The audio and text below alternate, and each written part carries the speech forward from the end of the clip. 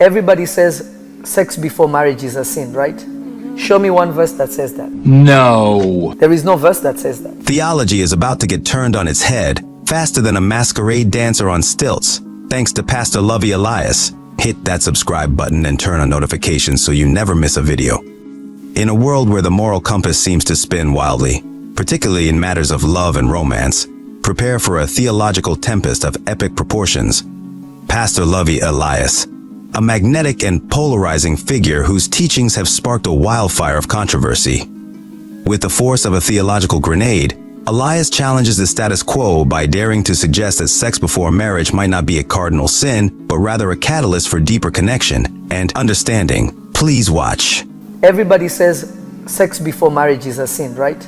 Show me one verse that says that. There is no verse that says that. There's no verse that explicitly says that. Anyways, Pastor Gino Jennings rose to meet Pastor Elias's challenge. He firmly rejected Elias's teachings, declaring, "While your perspective may be enticing, I cannot allow the sacred bond of marriage to be diluted." Citing scripture, Jennings vowed to defend traditional values and timeless principles. Let's straighten this gentleman out in reference to fornication and the book of 1 Corinthians, if you will. 7, chapter 7, begin at verse 1. Now Lord, concerning the things whereof ye wrote unto me, yes. it is good for a man not to touch a woman. Wait a minute. He didn't say have sex before you marry. No. What the Holy Book said? It is good for a man not to touch a woman. God said that, not Paul. That's right. God said, no, it's good not to touch her. Not to touch. And I want to tell you, if you do touch her, these are the guidelines I'm giving you. Nevertheless, to avoid fornication, What? let every man have his own wife. And what else? And let every woman have her own husband. That settles that argument. For this is the will of God. Who is it? This is the will of God. This is God's will. This Even your sanctification. and for your salvation and for your protection. That ye should abstain That you should keep away. from fornication. That's plain. That's right. But is it explicitly considered a sin? No.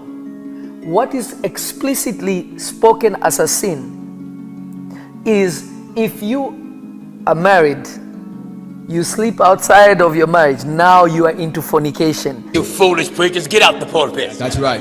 You mean to tell me you can't tell the difference between adultery and fornication? Right. Are you that blind Amen. and deceived of the devil? Amen.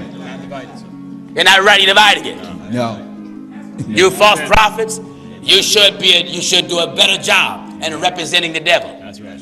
When you fail in representing the devil, you know you're not doing good. No, you're not doing good. Huh? That's right. You just not doing good. That's right. You got these grown men in these organizations can't tell the difference between adultery and fornication. They say, well, they're both the same act. No, they're not. No. If they had that they were the same act, it wouldn't be two classes of people. That's right.